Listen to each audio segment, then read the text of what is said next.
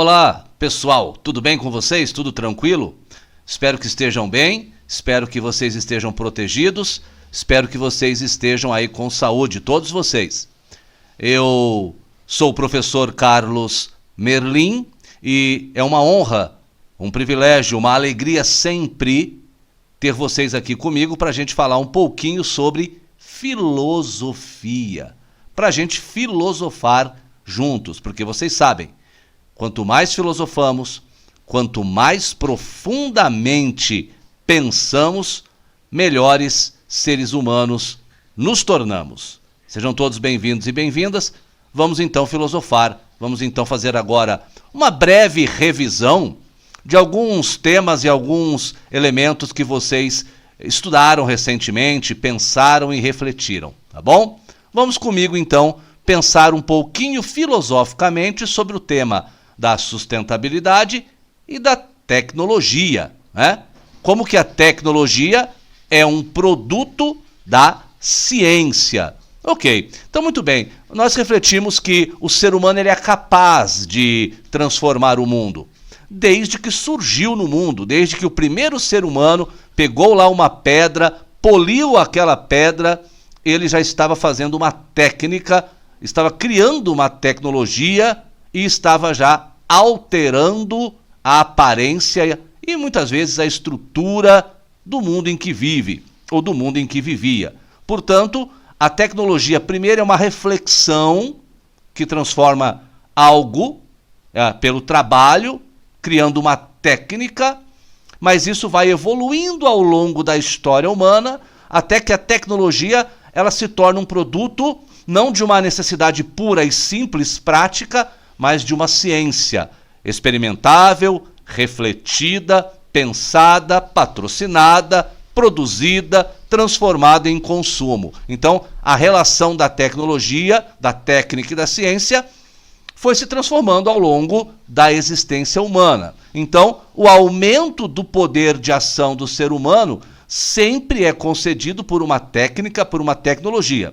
Quanto mais ciência, mais tecnologia, mais o ser humano consegue agir nesse mundo, alterando esse mundo, mudando a paisagem por meio do trabalho, por meio da sua reflexão e da sua ação. E o mundo assim vai sendo humanizado, vai sendo transformado para o bem, para o mal, como a gente refletiu ao longo desse período aí de pensamento filosófico sobre tecnologia. Muito bem, muito bem. Pensemos um pouquinho mais sobre essa construção humana, né?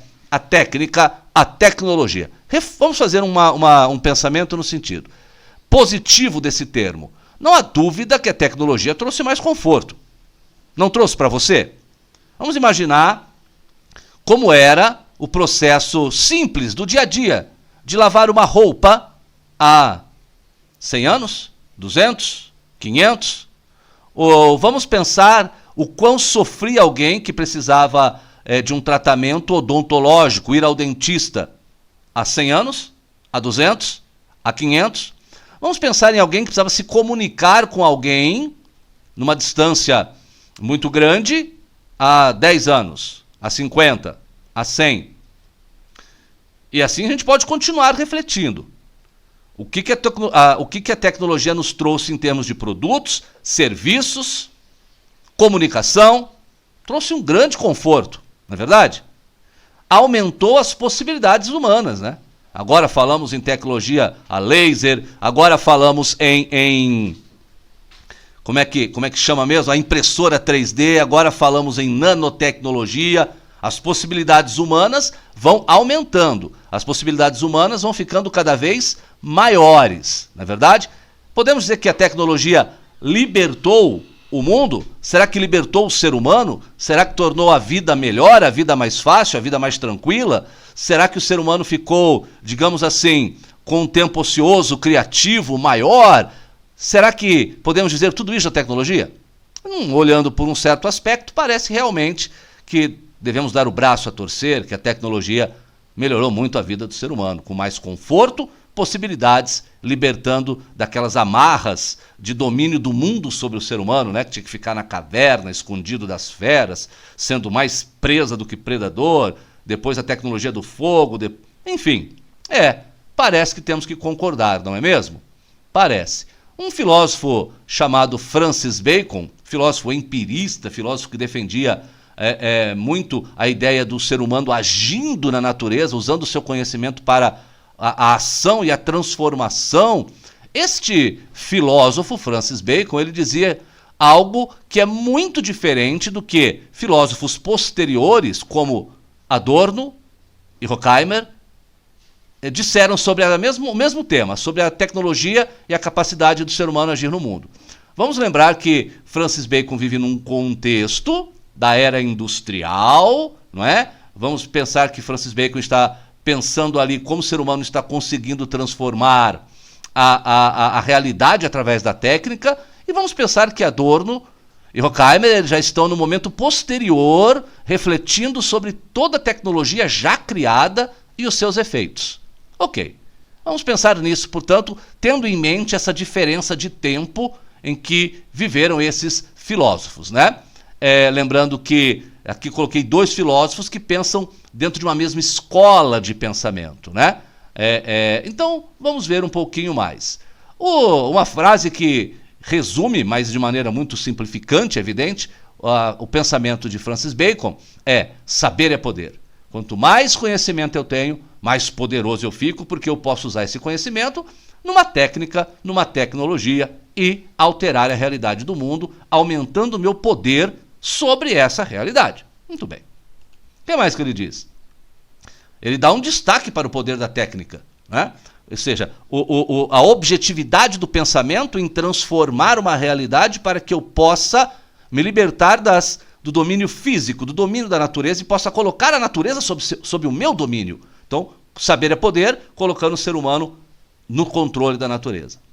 Lembro a todos vocês, Bacon está ali naquele contexto da era industrial, ele está ali naquele contexto da técnica nascente com poder maior de transformação da realidade. Adorno e Horkheimer são posteriores. O que eles vão pensar depois de observar já a tecnologia em funcionamento, o mundo sendo transformado, o ser humano aumentando o seu poder? O que eles observam? Que a tecnologia aprisiona. O tempo do relógio, não mais o tempo da natureza, o tempo do cronômetro até, o tempo onde a separação entre trabalho e lazer fica difícil de visualizar, onde praticamente não há lazer e só trabalho, onde a humanização fica prejudicada, o ser humano é visto como máquina, alguns seres humanos para cumprir uma função, outros seres humanos outra, num composto social onde não há mais espaço para o carinho, o afeto, o diálogo, a beleza, a arte, a estética, mas somente a tecnologia, somente a máquina como valor, e o ser humano não mais se vendo nas suas dimensões espirituais, afetivas. Puxa vida, que visão diferente! E a tecnologia robotizando, fazendo com que todos nós nos comuniquemos de maneira indireta, que façamos da nossa vida um trabalho apenas alienante, aonde não conseguimos pensar em nada além de produzir. Puxa, visões completamente distintas sobre o mesmo tema. Mas pensemos um pouco mais profundamente nos dias de hoje sobre a tecnologia. Será que ela pode destruir? Vamos lembrar o século XX, vamos lembrar a bomba atômica, vamos lembrar a Guerra Fria, vamos lembrar o perigo de uma hecatombe nuclear, vamos pensar nas armas químicas, na Guerra do Vietnã. Sim, a tecnologia pode destruir. Ela pode destruir. A tecnologia pode alienar? Vamos pensar naquelas pessoas, vamos pensar nas obras de Chaplin, falando de como o ser humano, né, pode se transformar quase que numa peça de trabalho, fazendo a mesma coisa o dia todo, sem perceber, ele vai se deixando de ser humano e alienando, ou seja, parando de viver como um ser humano e vivendo quase como uma máquina. Pode alienar? Pode alienar. Pode isolar? Pode, as pessoas podem ficar no seu mundo apenas conversando digitalmente, próximas pela tecnologia, distantes pela essência. Pode isolar o ser humano, sim. Depende do quê? Porque lá na frente nós falamos que ela pode libertar, nós colocamos aqui exemplos para vocês de quanto conforto, facilidades ela nos trouxe.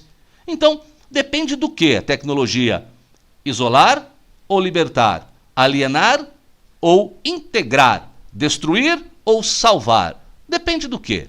Olha, meus queridos, depende da ética, depende dos valores. A tecnologia é um produto humano, consequentemente, depende do humano que está ali financiando essa produção, pensando no que quer dessa tecnologia, e também depende do consumidor, daquele que recebe a tecnologia. O que ele quer?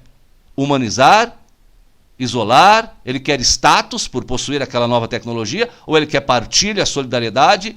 Depende da ética de quem produz, financia, consome tecnologia. Os valores antecedem as decisões. O que eu quero, o que eu valorizo, tem que anteceder. E a ética de quem financia, de quem produz, de quem consome, vai determinar os caminhos da tecnologia. Se ela vai salvar ou se ela vai aprisionar. Se ela vai libertar, se ela vai alienar ou se ela vai unir. Então, chegamos à conclusão que é preciso parar um pouco. Não se pode produzir tecnologia apenas no afã de produzi-la, mas parar. Olhar para o ser humano, oferecer a ele uma educação com valores, com ética, para que, ao se tornar um profissional, essa ética, esses valores, ele carregue com ele, para que ao produzir, consumir ou financiar uma tecnologia, o faça pensando na vida, o faça pensando nas pessoas. Portanto, meus queridos, é melhorando o ser humano que vamos melhorando o mundo em que vivemos. Se pela ética e pelos valores e pela educação eu transformo um ser humano, esse ser humano usará a técnica, a tecnologia para melhorar o mundo, com a mesma inteligência e com as mesmas ferramentas. Senhoras e senhores, pensamos e revisamos profundamente. Continue pensando cada vez mais, continue pensando cada vez melhor, porque ao pensar profundamente, você se torna um ser humano melhor. Reflita. E fica aqui o meu grande abraço a todos vocês.